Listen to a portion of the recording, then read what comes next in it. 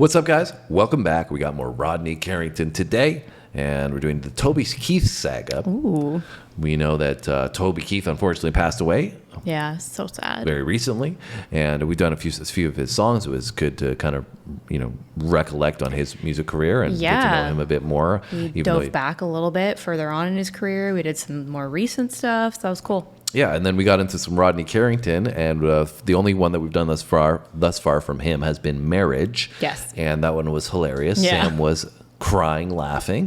One of her favorites was from Rodney, so we had to come back and do some more clearly, right? Yeah, I liked him. He was good. And you guys were saying on that video in the comments, you're saying you got to do the Toby Keith Saga because we had begun into some Toby Keith, and we know he's got some Texas roots. Rodney does. So yeah, and they were in that movie together, right? Yeah, they were in Beer with My Horses. Beer for My Horses. Beer for My Horses, yeah.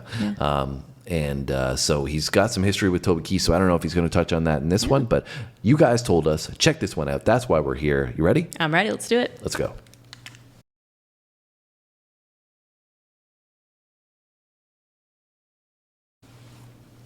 So I remember when I met Toby in like 1995, 96 time frame before he was really Toby Keith. His real name's Jeff Goldstein. He was working at Walgreens at the time. He's Jewish, you know that? Little trivia for you. People driving home. God damn, I didn't know Toby was Jewish, son of a bitch. Should have killed a cowboy. Should have been a Jew boy. Should have been. That was the original. Should have been a Jew boy. Should have learned to do whatever Jews do. Whatever that song. I don't know. It was something like that. I got the first-hand account of it. He sang it to me by his pool.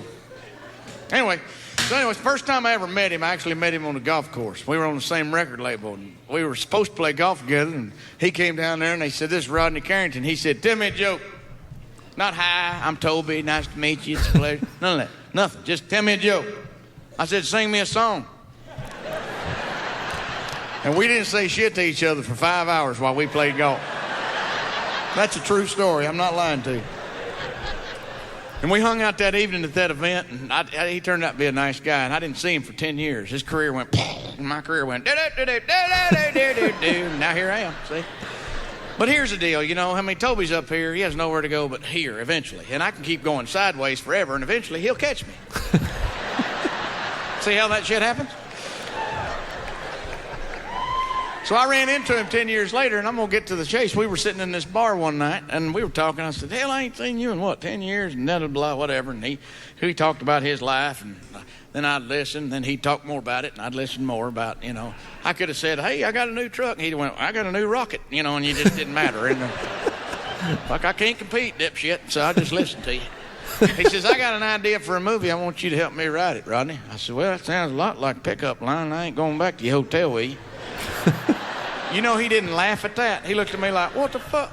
Well, hey, fuck, it's me, dude. Lighten up, superstar. Shit, it's a joke. Damn. I didn't say any of that. He's too big to say shit like that, too. I look like his 4-year-old standing next to him. I feel like you should be pushing me in a swing somewhere. Push me higher, Toby. Push me higher. Oh my gosh. Shut up. So anyway, I went home, I was excited. I told my wife, Toby Keith asked me to help him write a movie. My wife goes, "Why?" Why? Fuck, I don't know. Maybe he asked everybody else. They all said no. He got to the bottom of the barrel and bingo, I'm in. I don't know. Could you at least try to be happy? So he sends me his movie idea, and it's 2 pages long after I printed it out. Had 3 characters and what their names were and what they were wearing in great detail. That was it. I got scared because I didn't know how I was going to tell him he didn't have no movie idea. I'm serious. I called him on the phone. I said, "Listen, Toby," and I was like real kid gloves, I said, "Hey, you got 3 good characters, and we know their names real good and what they're wearing real good. But you don't have a story." And he said to me, "Come over to the ranch on Monday. Let's just knock it out." I thought, well, if he's mowing your pasture, that might work, but we're writing a movie. Do you know what that entails? I didn't say any of that. It sounded, he's too big to say shit like that, too, So I just started, that Monday I'm driving to his house. He lives an hour and a half away from me. And the whole time I'm driving, I'm like, why did I agree to this shit? I don't even know him. What if I get over and I say something he don't like me and then I'm trapped there? How am I going to leave? You know? What if he's weird? What if he's gay? Shit. What if it's, I don't really know him, and this could be some sort of ploy to get me into the Toby Keith sex dungeon. You know? I'm cute. I can see why somebody want me in their dungeon. But he's a big son of a bitch. He gets me on the ground, I'm toast. Nothing I can do. Hold my breath. Hope I pass out. That's all I can do. And I don't think you can hold your breath when you're crying. Ah! No, Toby! Ah! I'm guessing. I'm guessing. Obviously, that movie would have never got made had that shit happened. I'd still be under a tree crying somewhere. So I get to his house, and that son of a bitch is manicured, 160 acres, manicured like Disney World. There's not a grass out of place. Mexicans everywhere. And it's his house. Don't judge me. I'm driving down Toby's driveway, and I'm passing the lake, the giraffes. That little colored actor Webster's out there. It's his house. Y'all can stop judging. He's sitting on a giraffe wearing a Toby Keith hat waving. I went, son of a bitch, that's Webster. And I pulled up Toby's giant mansion he built. You know what he's talking about, the Webster? I think it's an actor, a black actor. I don't know who it is, though. I'm unfamiliar with that. Yeah, I'm not sure. He's full blown into the storytelling mode on this one, though. I know. I'm like so locked in. Yeah. And clearly made reference to some of the things that we've said about Toby before, being a huge guy. He used to play football. Yeah, he's a big guy. Don't want to mess with him, or you're going to be on the ground in the hay, face first. Crying and holding your breath at the same time, apparently. And I think he's being a little bit humble in hyping up Toby here, because it sounds like Rodney's had a pretty successful career himself. Yeah. I don't know when this took place in terms of the special, but he, I think, had a sitcom of his own from 2001 to 2003 or something like that. Yeah, I'm not sure what the time period was, but he's done music and films, So Rodney, I think he's no slouch either. Obviously, Yeah. Toby Keith's maybe a little more household of a name. Yeah. But I think he was he's playing done up well for himself. Yeah, playing up Toby a little more than he had to. But I can only imagine what two guys like Toby and him would be Like together. in a room and at a party. Never ending, non-stop. Yeah, 100%. Anyways, you ready to continue? Yeah. He lives in, he's standing up there cocked on the front porch in that Toby Keith stance that I now know he practices in the mirror. Because I've seen him. And I'm looking through the windshield of my truck. He's got jeans, boots, ripped up shirt, and a cowboy hat and sunglasses standing there like this. And I'm looking through my windshield thinking, is he fixing to sing to me? What the fuck? I got out of the truck. I go, hey, Toby. He goes, what's going on, son? I said, oh, hell, I saw Webster up by the gate there. He said, Gary Coleman's over there feeding the cows. I thought, that's the nicest shit I've ever seen, you putting them little out-of-work child actors back to work like that.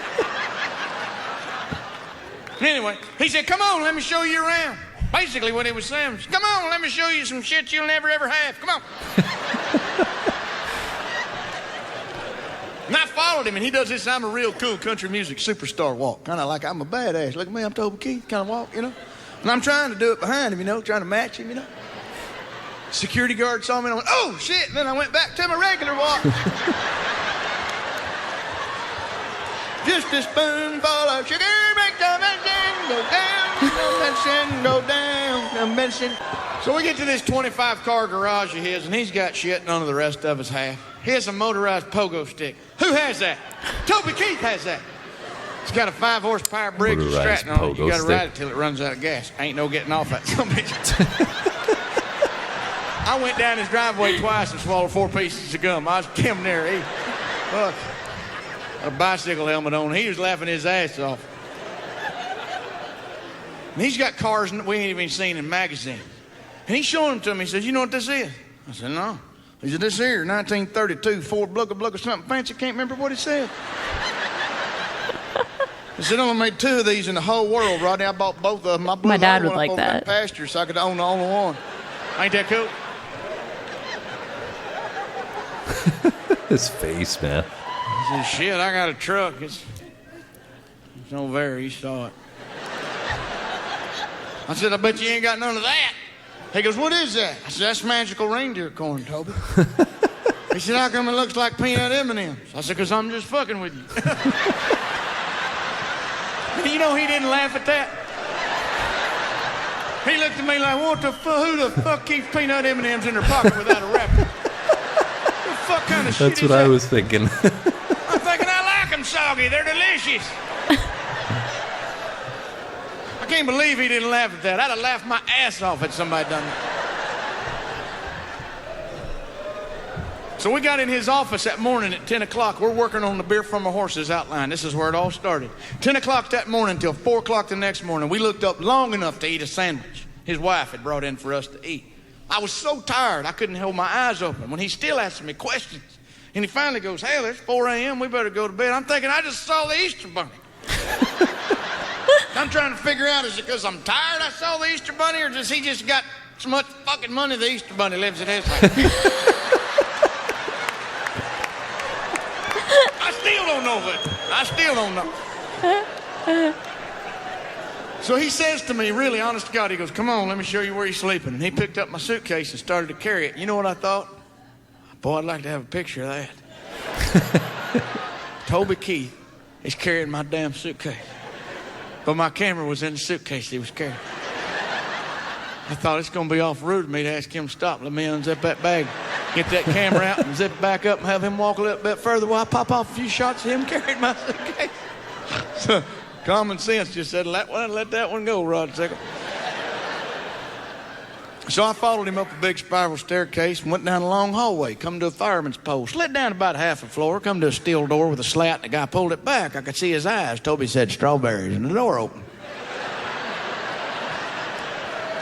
Secret passcode. We're standing in a skating rink, and Gary and Webster holding hands going around and around in them 1980 skates. You know, where they got 2 wheels on the front and 2 on the back, listening to El DeBarge, a popular band from back then. Time Will Reveal was the song we was playing. It's kind of freaky. Went down another hallway, come to 2 doors. He opens them up and goes, here's where you sleeping, Rodney. And on the inside of my body, I was jumping up and down going, motherfucker! But on the outside, I was going, I guess this will work. Because I didn't want him to know my house would fit in this room I was fixing to sleep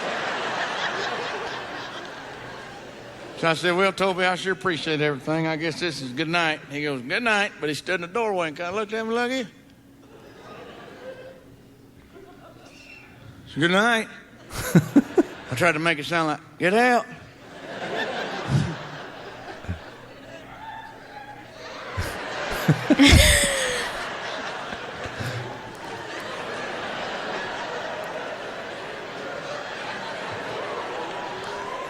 He finally left, but shit, it was weird. I made that up. I made that part up. I don't want you driving home. You hear that shit about Toby Keith? What the fuck was that about? Fucking Rodney said goodnight, then he stood in the doorway and gave him them loving eyes and said goodnight. Rodney had to say goodnight and make it sound like get out, and he finally left. He's a fruitcake. I ain't never buying this shit again. I made all that shit up. I don't want that big motherfucker coming looking for me. Do not. It's funny, like he's playing this whole role of trying to compete with Toby, right? And played that from the beginning, and always telling all the way through telling this story. Toby has been, hospitable, like come on over, and they obviously hung out and worked together for so long, and then Toby set him up in his play, showed him, just showing hospitality, which is funny because when we've seen videos from Toby and heard stories about Toby, he seems like a very hospitable guy. Yes, for sure, exactly like that. He seems like he's capturing his personality perfectly by telling this story, but telling it in a comedic way, like he's trying to compete with Toby in some sense, which is perfect. Yeah, and I think that, I guess it's hard to say because I think he had said that this was about 10 years after he met Toby, and that's when Toby had just started to get big, was when he first met him. Mm-hmm. So he was probably in the height of his career in this time period that he's talking about, right? So it's probably why he has this fancy house and fancy cars, and because he was probably riding the success wave, Yeah, he's probably had all the toys at that point, and Toby was living it up with Rodney, clearly. Yeah, but giraffes on his front lawn. I just wanted to, like I said, point out that it sounds like the Toby description we that we know, are we've heard accustomed to, of. and he's blending the truth with this comedic value, right? A little bit of a stretch, which is great for storytelling, right? Yes. I've seen him mad. I mean, real mad. We shooting that movie. He come out of a bar one night. We'd had a little bit to drink. Some guy goes, "Hey, look, it's Randy Travis."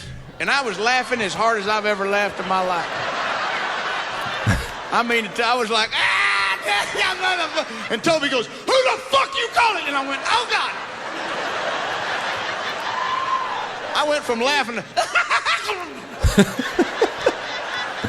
yeah. Like I fight. I don't fucking fight. It hurts. So anyway, Toby leaves the bedroom, and this is the first time I'm in his guest bedroom. And this is the first time I'm in his house by myself. And you know what I noticed? The whole house smells like Christmas cookies, which is way different from my house, which smells like dog shit. I'm used to it. My wife's dogs, oh shit. I've tried without even, just fuck it, they're just there. I just used to it. You walk in the house, you know when you're not the dog owner, right? You're like, you own it. You got to feed it every now and then. But when it shits in the floor, that's when you're like, fuck. And you're looking for one of the kids. Jack, George, there's some shit in there. But then when nobody's there, you're like, oh God, I got to pick this shit up. You get that toilet paper, you wrap it up, and by the time you get done, look like you got a boxing glove on. You start that breathing out of your mouth like, oh shit, all right.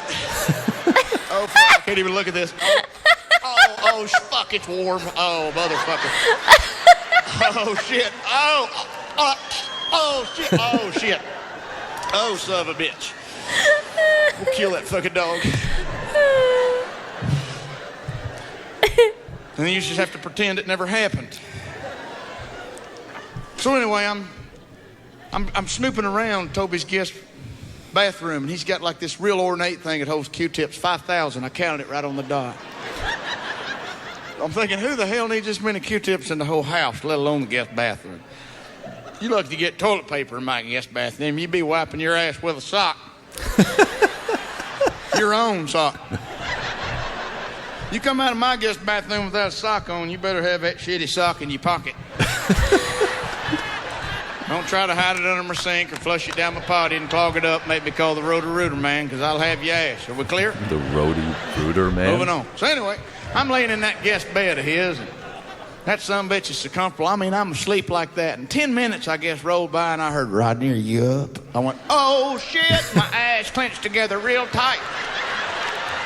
And I grabbed the closest thing to me, which was a candlestick holder about that long. I thought if I hit him with this, I'm just going to piss him off, and it's going to get worse. So I threw it down and I braced myself. Now, I'm not sure what the brace position is for keeping a weenie out of your ass, but this is the one I was in. And if you hold it real long, your ass will quiver on you like that. And then I heard this, "Rodney, can you hear me?" I thought, that's a speaker. And I relaxed and shit myself in Toby Keith's house. I did. Oh my God. Oh. That's a great way to close. Relaxed and I shit myself. Nice. Didn't smell like Christmas cookies anymore. Clearly not. Smells more like his house at that point, right? I was literally dying in the dog poo part because it's all so accurate. Like, you've never had a dog, so you've never really had to like clean up dog poo, but that's exactly the motions that you go through. Like, let me get as much toilet paper on my hand as physically possible so I don't feel it, but then it's warm and mushy and I'm like, and then run to the bathroom and throw it out. Yeah, well, I mean, we got a cat, and cats are a little bit cleaner, so... Yeah, I grew up with dogs, though. A dog. Yeah, I mean, I've had to take part in what you just described previously, but not too often, thankfully. And especially when you have a bigger dog. The joys of being a pet owner and the downside of being a pet owner. So, yes. Anyways, you found that part funny with some puns, clearly. Yes, I thought the whole thing was funny. Yeah, I mean, Rodney did a great job of storytelling throughout there, and it was cool to hear, Toby's influence on the story as well. We got to reflect on, Rodney or get to know Rodney a bit better and reflect on Toby a bit more as well. So I wonder what Toby's would have to say about all of this here. I'm sure there's clips out there where he talks about Rodney, and I'm sure there's stuff out there with the both of them. Yeah, and I think that, like, obviously not their style of comedy at all, but one thing that he reminds me of a little bit is Theo Von, in the sense that, like, his storytelling is so captivating that you don't know what parts are true and what parts aren't. You're like, is this actually legit, or like, are you just making some of this up for like dramatic effect? And then you can't tell because he's just so good at storytelling. Yeah, I think we've said that before. That's what makes a good comedian, right? Is like when you can push the boundaries of truth and still, keep you entertained and find it relatable in some circumstances. And so I really enjoyed this from Rodney. So I'd like for you guys to drop a comment down below and let us know about any more of the Rodney that is out there. I want to see some more. There you have it from Sam as well. Make sure you hit the like button before you go. Make sure you subscribe if this is your first time on the channel. Hit the notification bell as well. We drop 2 videos every single day, and that will remind you when we do drop a video. So hopefully we see you guys tomorrow. Thanks for watching, guys. See you in the next one.